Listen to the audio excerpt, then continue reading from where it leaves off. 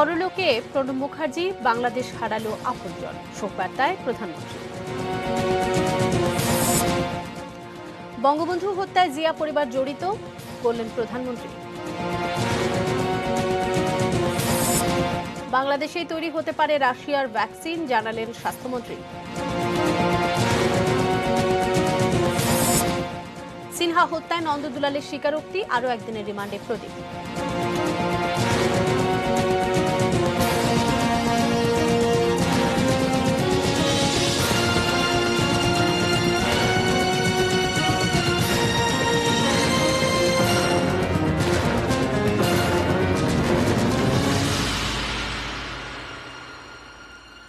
এটি নিউজ দেখছেন, আখি ভদ্র স্বাগত জানাচ্ছি রাত ৮টার নিউজ আওয়ারে। এতক্ষণ শিরোনামগুলো জানিয়ে দিচ্ছিলাম।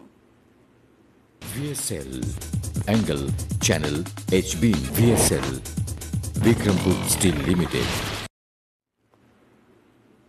সংবাদের শুরুতেই শোক সংবাদ। ভারতের সাবেক রাষ্ট্রপতি প্রণব মুখার্জি আর নেই। বয়স হয়েছিল প্রায় ৮৫ বছর। আজ বিকেল 6:45 নাগাদ দিল্লির আর্মি হসপিটাল রিসার্চ অ্যান্ড রেফারেলেই শেষ নিঃশ্বাস ত্যাগ করলেন ভারতের স্বাধীনতা উত্তর সর্বভারতীয় রাজনীতির সফলতম বাঙালি এবং সেদেশের প্রাক্তন রাষ্ট্রপতি। একদিকে মস্তিষ্কে রক্তক্ষরণ এবং অস্ত্রোপচার, তার উপর করোনা সংক্রমণ, জোড়া ধাক্কা সামলাতে পারলেন না ভারতের সফলতম বাঙালি রাজনীতিবিদ, সেদেশের প্রাক্তন রাষ্ট্রপতি প্রণব মুখোপাধ্যায়। সোমবার বিকেল 6:45 নাগাদ তার পুত্র অভিজিৎ মুখোপাধ্যায় টুইট করে এ খবরটি জানিয়েছেন। টুইটে তিনি লিখেছেন, ভারাক্রান্ত হৃদয়ে আপনাদের জানাচ্ছি যে আর্মি রিসার্চ অ্যান্ড রেফারাল হাসপাতালে চিকিৎসকদের সর্বোত্তম চেষ্টা এবং পুরো ভারতের মানুষের প্রার্থনা দোয়া সত্ত্বেও আমার বাবা কিছুক্ষণ আগে মারা গেছেন। আমি আপনাদের সবাইকে পাশে থাকার জন্য ধন্যবাদ জানাই। টুইট বার্তায় শোক জানিয়েছেন ভারতের প্রধানমন্ত্রী নরেন্দ্র মোদী এবং কংগ্রেস নেতা রাহুল গান্ধী। গত 9 আগস্ট রাতে নিজের দিল্লির বাড়িতে শৌচাগারে পড়ে গিয়েছিলেন তিনি। পরদিন সকাল থেকে তাঁর স্নায়ুঘটিত কিছু সমস্যা দেখা দেয়। চিকিৎসকদের পরামর্শে দ্রুত ভর্তি করা হয় হাসপাতালে। MRI স্ক্যানে দেখা যায় তার মাথায় রক্ত জমাট বেঁধে রয়েছে। জরুরি ভিত্তিতে অস্ত্রোপচারের সিদ্ধান্ত নেন চিকিৎসকরা, কিন্তু অস্ত্রোপচারের পর অবস্থার কোনো উন্নতি হয়নি তাঁর। 13 আগস্ট থেকে তিনি গভীর কোমায় চলে যান। প্রণব মুখোপাধ্যায় দীর্ঘদিন ধরে ডায়াবেটিসের রোগী। 10 তারিখ হাসপাতালে ভর্তির পর ধরা পড়ে তিনি কোভিড-19-এও আক্রান্ত। সেই অবস্থাতেই ওই দিন রাতে দীর্ঘ অস্ত্রোপচার হয়। তারপর থেকে ভেন্টিলেশনে রাখা হয়েছিল প্রণব মুখার্জিকে। অস্ত্রোপচারের আগে নিজের করোনা সংক্রমিত হওয়ার খবর টুইট করে জানিয়েছিলেন তিনি নিজেই। সেটি ছিল প্রণব মুখোপাধ্যায়ের শেষ টুইট। Arpan Maitra, desk report, ATN news. ভারতীয় রাজনীতির এক উজ্জ্বল নক্ষত্র প্রণব মুখার্জি। তাকে বলা হয় রাজনীতির চাণক্য। হয়েছেন দেশটির প্রথম বাঙালি রাষ্ট্রপতি। প্রায় 5 দশক পার্লামেন্টের সদস্য ছিলেন তিনি। পররাষ্ট্র, প্রতিরক্ষা, রেল ও রাজস্ব সহ বিভিন্ন গুরুত্বপূর্ণ মন্ত্রণালয়ের দায়িত্ব পালনের বিরল কৃতিত্বের অধিকারীও তিনি। ভারতের রাজনীতির 6 দশকব্যাপী বর্ণাঢ্য কর্মজীবনে ভালো মানুষ হিসেবে পরিচিত ছিলেন তিনি। বলছি দেশটির 13তম রাষ্ট্রপতি প্রণব কুমার মুখোপাধ্যায়ের কথা। বাঙালির গর্বের, ভালোবাসা আর শ্রদ্ধার প্রণব মুখার্জি। ইংরেজ সাম্রাজ্যবাদের বিরুদ্ধে লড়াই করেছি। 1935 সালে পশ্চিমবঙ্গের বীরভূম জেলার মিরাটি গ্রামে জন্ম প্রণব মুখার্জির। বাবার নাম কামদা কিঙ্কর মুখার্জি ও মা রাজলক্ষ্মী দেবী। বাবা ছিলেন স্বাধীনতা সংগ্রামী। ইতিহাস এবং রাষ্ট্রবিজ্ঞানের স্নাতকোত্তর প্রণব মুখার্জি পড়েছেন আইন নিয়েও। এরপর কলেজে শিক্ষকতা দিয়ে কর্মজীবন শুরু। পরে কিছুদিন সাংবাদিকতাও করেছেন। বর্ণাঢ্য রাজনৈতিক জীবনে তিনি 1969 সালে প্রথম রাজ্যসভার সদস্য নির্বাচিত হন।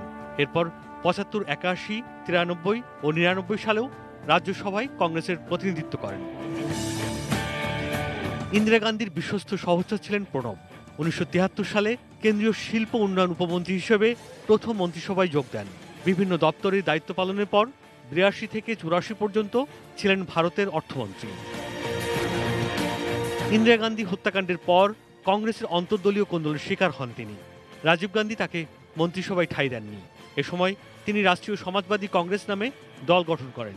তবে 89 সালে রাজীবের সঙ্গে সমঝোতায় আবারও কংগ্রেসে ফেরেন। পরবর্তী সময়ে তিনি প্রধানমন্ত্রী পিভি নরসিংহ রাওয়ের মন্ত্রিসভায় পররাষ্ট্রমন্ত্রীর দায়িত্ব পালন করেন। প্রণব মুখার্জি কংগ্রেসের পশ্চিমবঙ্গ শাখারও সভাপতি ছিলেন। 2012 সালের 22 জুলাই ভারতের প্রথম বাঙালি রাষ্ট্রপতি হন প্রণব মুখার্জি। রাষ্ট্রপতি হিসেবে তার প্রথম বিদেশ সফর ছিল বাংলাদেশেই, যেখানকার মেয়ে শুভ্রা মুখার্জি তার জীবন সঙ্গিনী। বাংলাদেশের সঙ্গে তার ছিল গভীর হৃদ্যতা। শেখ হাসিনার সর্বশেষ ভারত সফরে যাবতীয় প্রোটোকল ভেঙে তাকে রাষ্ট্রপতি ভবনেই আতিথ্য দিয়েছিলেন তার প্রিয় কাকাবাবু। সর্বমহলে গ্রহণযোগ্যতার কারণে দিল্লির সাউথ ব্লকে তার পরিচিতি ছিল ড্যামেজ কন্ট্রোল ম্যানেজার হিসেবে। অসামান্য প্রজ্ঞা, রাজনৈতিক এবং কূটনৈতিক দক্ষতা ও দূরদর্শিতায় প্রণব মুখার্জি ছিলেন উপমহাদেশের রাজনৈতিক অঙ্গনের এক অনুসরণীয় চরিত্র।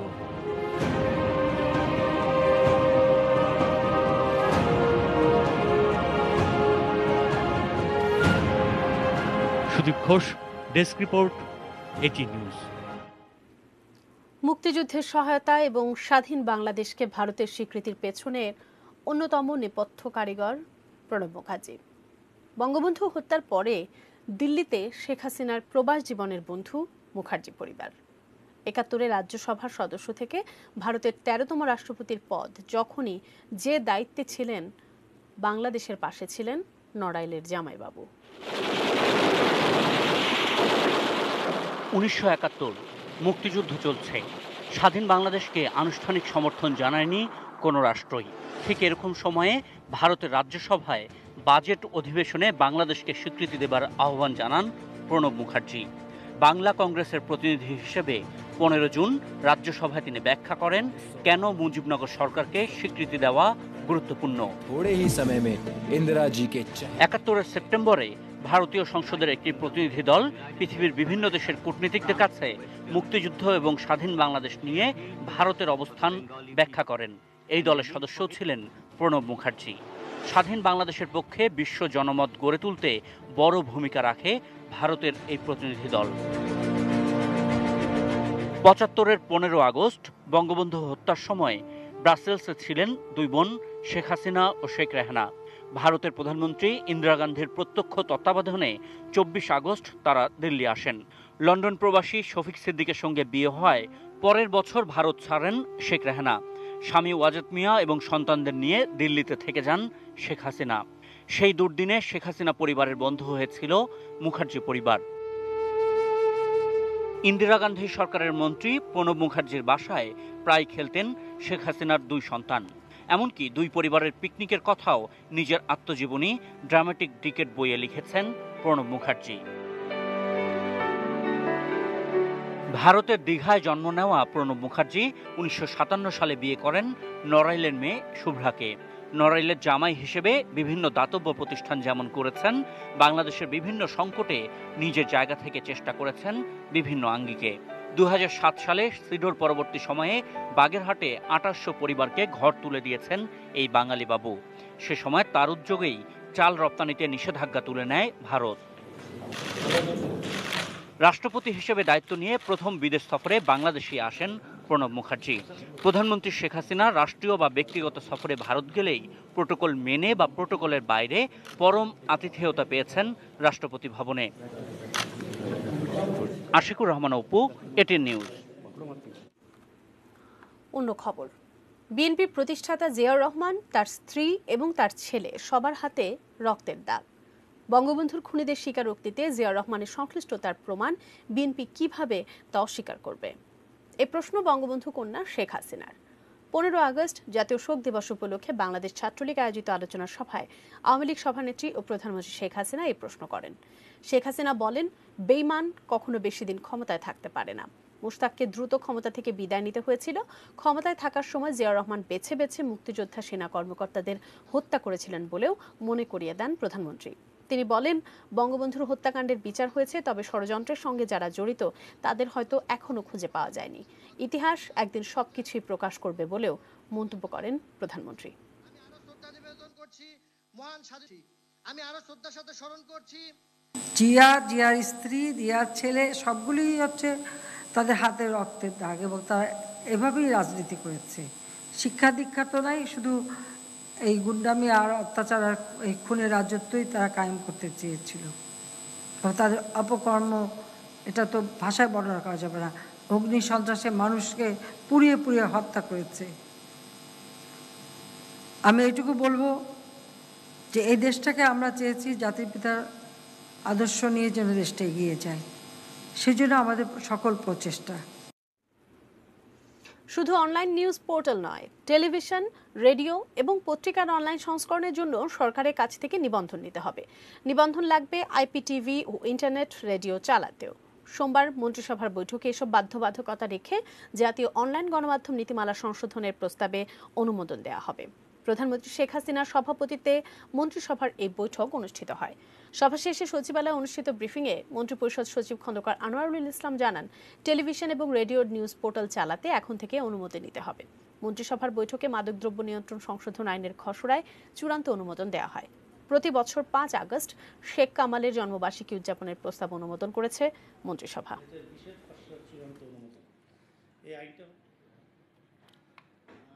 রেডিও টেলিভিশন তো অনলাইনে করার জন্য না, তারা যেই মাধ্যমে চলবে সেই মাধ্যমে, তারপরে যদি অনলাইন করতে চায় রেডিও টেলিভিশন দুটাকেই আপনার অনুমতি নিয়ে নিতে হবে।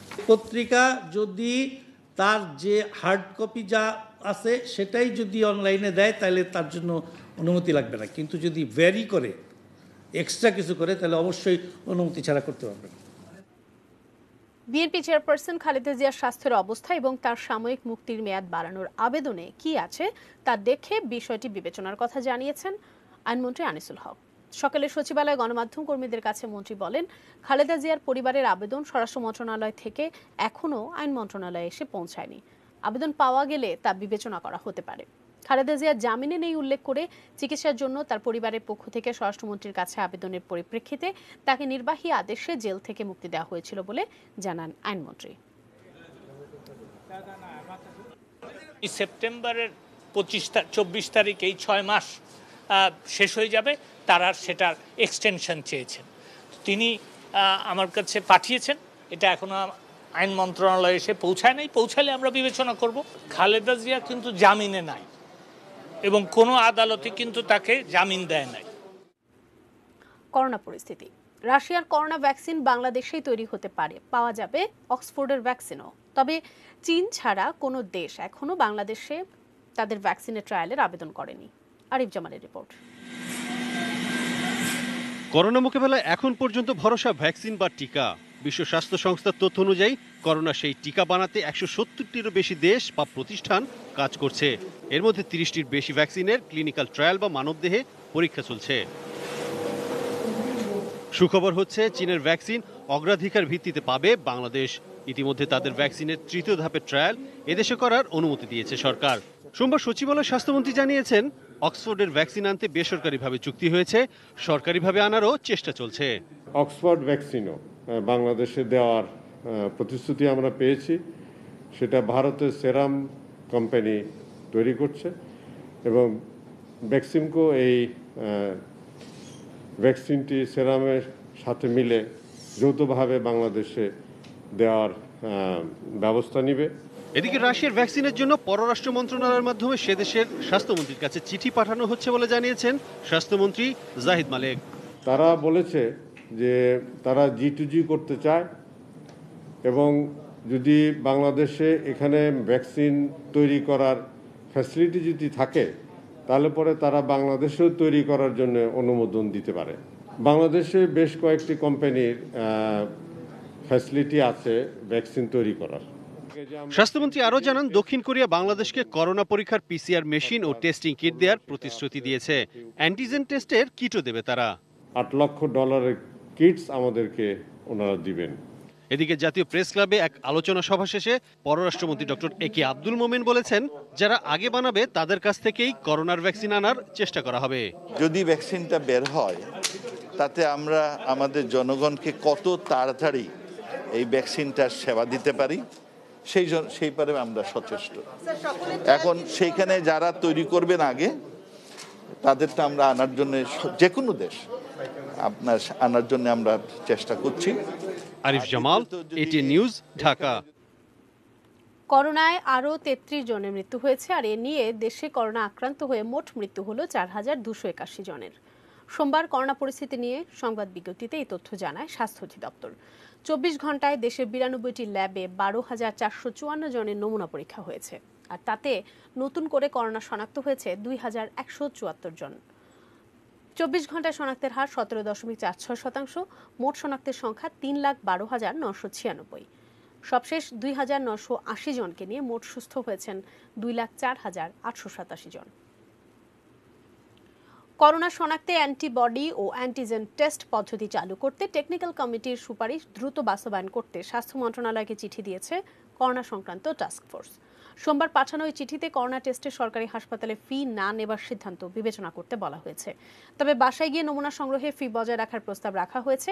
এর পাশাপাশি লাইসেন্স ছাড়া কোনো হাসপাতাল পরিচালনা থেকে বিরত রাখতে বলা হয়েছে। স্বাস্থ্য অধিদপ্তরের টেকনিক্যাল কমিটি জুলাই আগস্ট মাসে 3 দফায় এই বিষয়গুলো সহ বেশ কিছু সুপারিশ করেছিল। সেই সুপারিশগুলো বাস্তবায়ন করতে মন্ত্রণালয়কে এই চিঠি দিল করোনা সংক্রান্ত জাতীয় টাস্কফোর্স। অবসরপ্রাপ্ত মেজর সিনহা হত্যা মামলার অন্যতম আসামি বরখাস্ত ওসি প্রদীপ কুমার দাসের আরও একদিন রিমান্ড মঞ্জুর করেছেন আদালত। একই দিনে আদালতে 164 ধারার স্বীকারোক্তিমূলক জবানবন্দি দেন মামলার 3 নম্বর আসামি নন্দদুলাল রক্ষিত। বিস্তারিত জানাচ্ছেন কক্সবাজার প্রতিনিধি অর্পণ বড়ুয়া। 3 দফায় 14 দিনের রিমান্ড শেষে নন্দদুলাল রক্ষিতকে সোমবার সকাল 10:15টায় নেওয়া হয় সিনিয়র জুডিশিয়াল ম্যাজিস্ট্রেট তামান্না ফারার খাস কামরায়। সেখানে বিকাল 3:30টা পর্যন্ত জবানবন্দি দেন তিনি। তৃতীয় দফা রিমান্ড শেষে বেলা 2টার দিকে আসামি প্রদীপকে আদালতে নিয়ে ফের একদিনের রিমান্ড আবেদন করেন মামলার তদন্ত কর্মকর্তা। উভয় পক্ষের শুনানি শেষে রিমান্ডের অনুমতি দেন আদালত। মঞ্জুর করেছেন, এটাই ঠিক আছে, আমরা একদিনে চাইছি, একদিনে রিমান্ড। তবে প্রদীপকে ফের রিমান্ড দেয় অসন্তোষ প্রকাশ করেন তার আইনজীবী। আজকের এই অর্ডারটি খুবই আনফরচুনেট একটি অর্ডার, বিকজ লাস্ট ওদের মতোই তারা অলরেডি 16 ডেজ এক্সস্ট করে ফেলেছে রিমান্ডে। ওদের কথা মতে অর্ডার দেওয়া হয়েছিল 6 তারিখ, তো আপনার অ্যাটলিস্ট আজকে 25 দিন সে রিমান্ডে আছে। How is it possible? বাদীপক্ষের আইনজীবী বলেন, প্রদীপ দীর্ঘদিন আইন শৃঙ্খলা বাহিনীতে কর্মরত থাকায় তার কাছ থেকে তথ্য পেতে সময় লাগছে। ওর থেকে কথা বাইর করা বা স্বীকৃতি আদায় করা অত্যন্ত কঠিন ব্যাপার হয়ে দাঁড়িয়েছে আমাদের জন্য। তাই তার ওই তো গুরুত্বপূর্ণ কথাগুলো, ইনফরমেশনগুলো পাওয়ার জন্য আমাদের আরও রিমান্ডের দরকার। এগুলো আমরা আদালতকে কনভিন্স করতে পেরেছি। এদিকে একই পরিবারের 3 জনকে হত্যার অভিযোগে টেকনাফ থানায় ওসি প্রদীপ কুমার দাস সহ 41 জনের বিরুদ্ধে আরেকটি হত্যা মামলা হয়েছে। বাড়ি থেকে ধরে নিয়ে যাওয়ার সময় টেকনাফ থানার ওসি, বরখাস্তকৃত ওসি প্রদীপ কুমার দাস এবং মশিউর রহমান বাড়ির অন্যান্য সদস্যদেরকে বলেন যে আপনারা 50 লক্ষ টাকা নিয়ে আসেন, যদি দিতে না পারেন এদেরকে লাশ আপনাদেরকে দেওয়া হবে। অর্পণ বড়ুয়া, এটিএন নিউজ, কক্সবাজার। বাজেস্ট্রি বিরতি দিচ্ছি, এরপর জানিয়ে ফিরছি।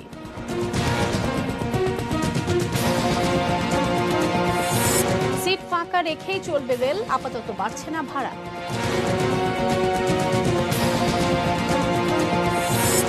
ফেরদৌস আহমেদ কুরেশি আর নেই।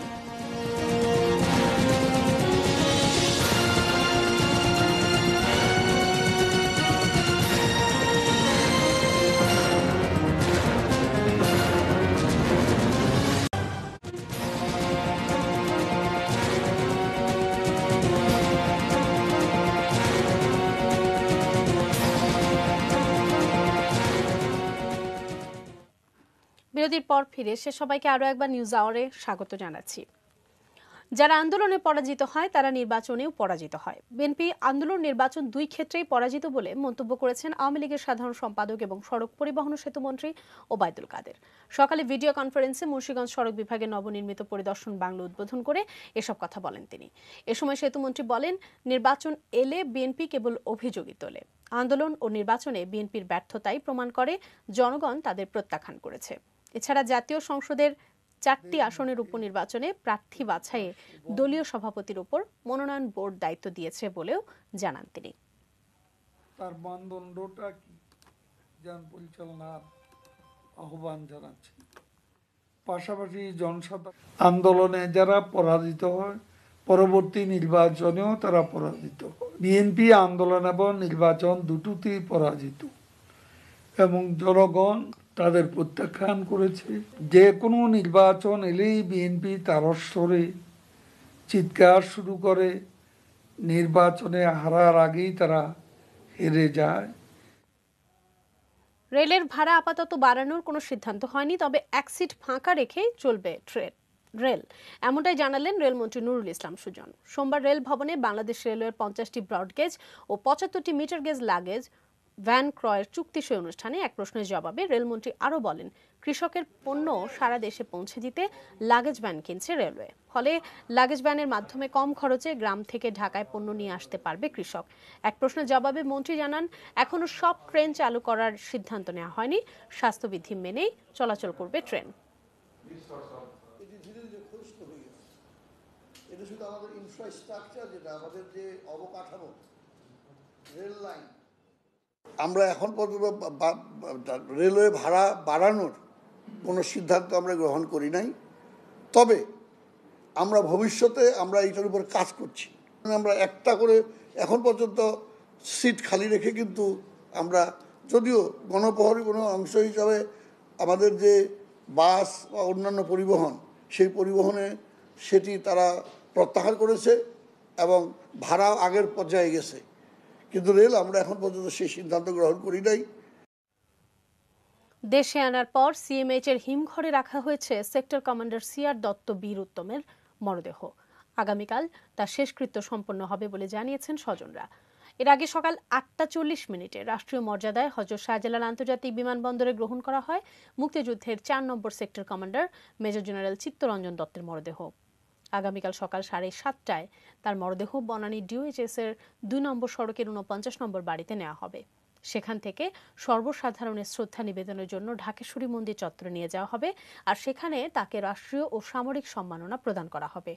এরপর বেলা 11টায় রাজারবাগ শ্মশানে তার শেষকৃত্য সম্পন্ন হওয়ার কথা রয়েছে। গত মঙ্গলবার যুক্তরাষ্ট্রের ফ্লোরিডার একটি হাসপাতালে চিকিৎসাধীন অবস্থায় 93 বছর বয়সী সিআর দত্ত মৃত্যুবরণ করেন। রাজনৈতিক দলগুলোর আপত্তির মুখে স্থানীয় সরকার প্রতিষ্ঠানের নাম পরিবর্তনের সিদ্ধান্ত থেকে সরে এলো নির্বাচন কমিশন। সেই সাথে স্থানীয় সরকার আইনের চূড়ান্ত খসড়া প্রস্তুত করেছে ইসি। সোমবার প্রধান নির্বাচন কমিশনারের নেতৃত্বে বৈঠক করে কমিশন। এর আগে রাজনৈতিক দলের নিবন্ধন আইন 2020-এর খসড়ায় ইউনিয়ন পরিষদকে পল্লী পরিষদ, পৌরসভাকে নগর সভা আর সিটি কর্পোরেশনকে মহানগর সভা নামে প্রস্তাব করে কমিশন। সেই সাথে ইউনিয়ন পরিষদ চেয়ারম্যানের বদলে পল্লী পরিষদ প্রধান, পৌরসভার মেয়রের বদলে পুরাধ্যক্ষ আর সিটি কর্পোরেশনের মেয়রের বদলে মহানগর আধিকারিক নাম প্রস্তাব করা হয়। মূলত আইনের বাংলা করতে গিয়ে এই নাম পরিবর্তনের বিষয়টি এসেছে। বাংলা এটা থাকা উচিত, খুবই ভালো উদ্যোগ। কেউ বলেছেন না বাংলা এটা অনেক দিনের, বাংলা ইংরেজিতে এটা প্রচলন আছে, এটা এখন বাংলা মতো নেই, বাংলায় থাকে। যদি মতভেদ থাকবেই, মতভেদ আছে দিকে তো গণতন্ত্র আছে, গণতন্ত্র আছে দিকে তো এত পক্ষ আছে। ওখানে বলা হয়েছে যতদূর সম্ভব যে শব্দগুলো প্রচলিত আছে সেগুলোই রাখা, আইনে যেগুলো আছে, আর যে শব্দগুলোকে বাংলা করলে কোনো সমস্যা নেই সেগুলো বাংলায় করা। না ফেরার দেশে চলে গেলেন PDP chairman doctor Ferdous Ahmed Qureshi. সোমবার দুপুরে তিনি মারা যান। ইন্না লিল্লাহি ওয়া ইন্না ইলাইহি রাজিউন। 60-এর দশকে ছাত্রনেতা কুরেশি তৎকালীন অবিভক্ত পাকিস্তান ছাত্রলীগের সভাপতি ছিলেন। তিনি 1961 সালে ডাকসুর ভিপি নির্বাচিত হন। 6 দফা ও 11 দফা ভিত্তিক ছাত্র ও গণ আন্দোলন, 69-এর গণ অভ্যুত্থানে ভূমিকা রেখেছেন ফেরদৌস আহমেদ কুরেশি। 71-এ মুক্তাঞ্চল থেকে মুক্তিযুদ্ধের মুখপাত্র হিসেবে দেশ বাংলা পত্রিকা বের করেন। ওই সময় থেকেই তিনি পত্রিকাটির সম্পাদকের দায়িত্বে ছিলেন। জিয়াউর রহমান বাংলাদেশ বিএনপি গঠন করলে দলটির প্রথম যুগ্ম মহাসচিব হন তিনি। 2007 সালে তিনি গঠন করেন প্রগতিশীল গণতান্ত্রিক দল পিডিপি। 111-এর সে সময় যা কিংস পার্টি হিসেবে পরিচিতি পায়। আমৃত্যু তিনি ওই দলের চেয়ারম্যানের দায়িত্বে ছিলেন। 2015 সালের 21 অক্টোবর ব্রেন স্ট্রোকে আক্রান্ত হন এই রাজনীতিক।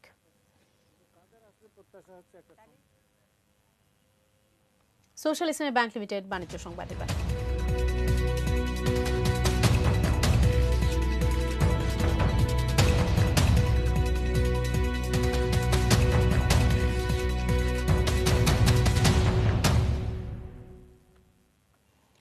পপুলার লাইফ ইন্স্যুরেন্স কোম্পানি লিমিটেডের প্রতিষ্ঠাতা এবং পূবালী ব্যাংকের সাবেক ভাইস চেয়ারম্যান বিশিষ্ট শিল্পপতি গিয়াসউদ্দিন আহমেদের 10ম মৃত্যুবার্ষিকী উপলক্ষে কোম্পানির প্রধান কার্যালয়ে আলোচনা সভা, মিলাদ ও দোয়া মাহফিলের আয়োজন করা হয়।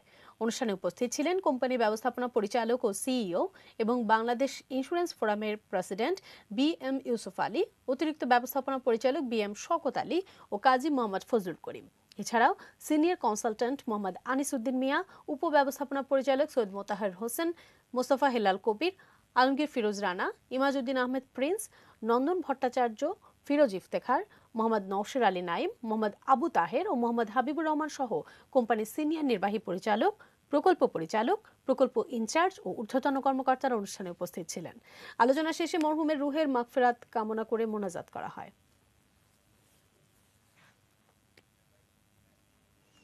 মেটাল প্রেজেন্স কৃষি সংবাদ, সুজলা সুফলা।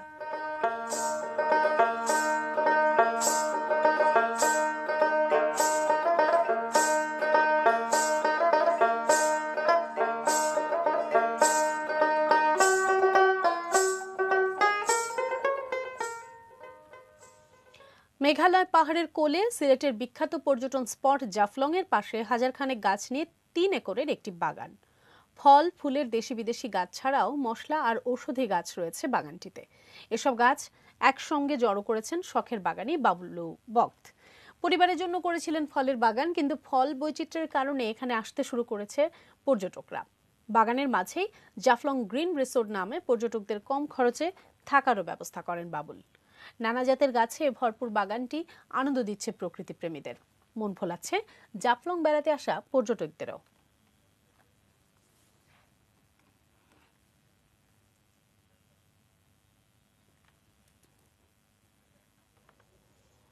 বাজেশ্রী বিরতি নিচ্ছি, আবারও এরপর জানিয়ে ফিরছি।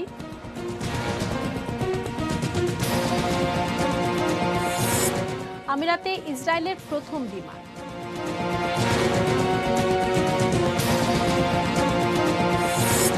ব্যাটিংয়ের ধারাবাহিকতা ধরে রাখতে চান লিটন।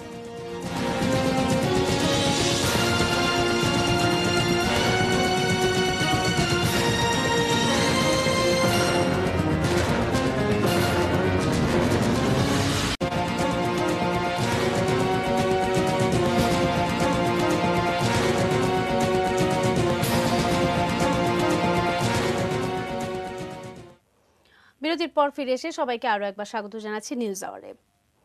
বঙ্গবন্ধু শেখ মুজিবুর রহমানের ৪৫তম শাহাদাত বার্ষিকী ও জাতীয় শোক দিবস উপলক্ষে গাজীপুরে আলোচনা সভা ও দোয়া মাহফিল অনুষ্ঠিত হয়েছে। বিকেলে গাজীপুরের মহানগর আওয়ামী লীগের উদ্যোগে জেলার বোর্ড বাজার এলাকার ইউটিসি চত্বরে এই সভা অনুষ্ঠিত হয়। সভাপতিত্ব করেন গাজীপুর সিটি মেয়র ও মহানগর আওয়ামী লীগের সাধারণ সম্পাদক অ্যাডভোকেট মোহাম্মদ জাহাঙ্গীর আলম। প্রধান অতিথি ছিলেন গাজীপুর মহানগর আওয়ামী লীগের সভাপতি অ্যাডভোকেট আজমতুল্লাহ খান। সভার শেষে 15 আগস্ট ও 21 আগস্টে নিহত সকল শহীদদের আত্মার মাগফিরাত কামনা করে দোয়া করা হয়। আন্তর্জাতিক খবর।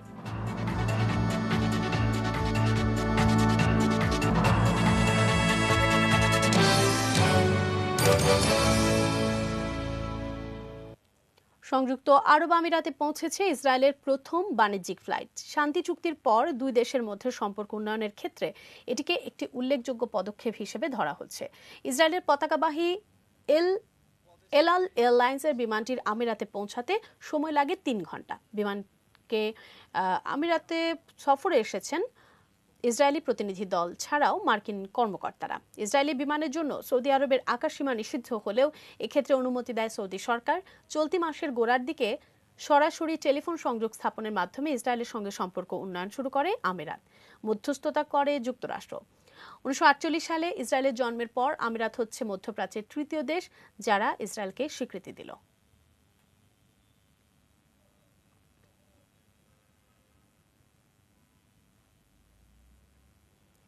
Clement sports news.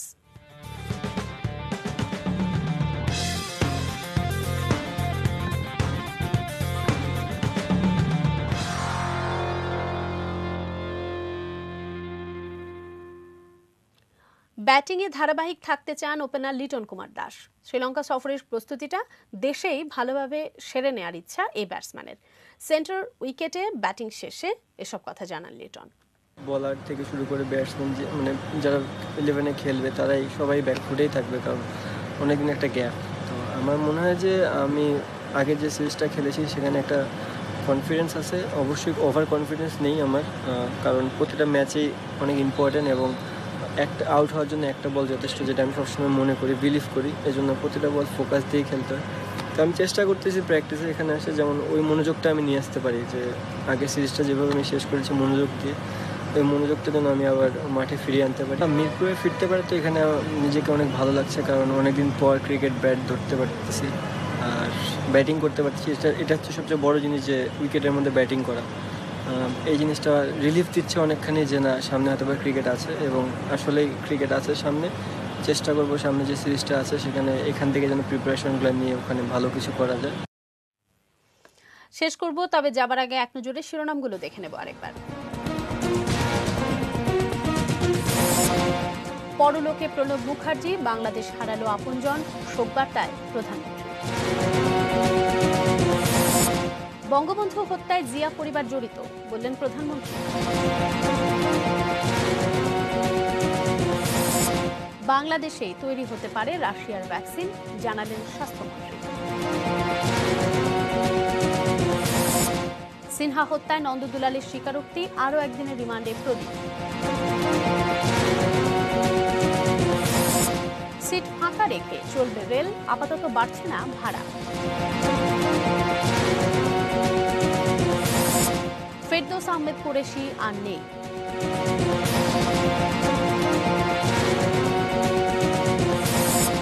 আমিরাতে ইসরায়েলের প্রথম বিমান।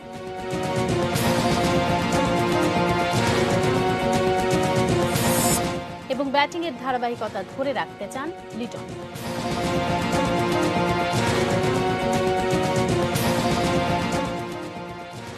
এই ছিল নিউজ আওয়ারের সঙ্গে থাকুন, দেখতে থাকুন এটিএন নিউজ। আর এটিএন নিউজ ব্রেকিং নিউজ আপনার মোবাইলে পেতে স্টার লিখে স্পেস দিয়ে AL লিখে পাঠিয়ে দিন 595 নম্বরে।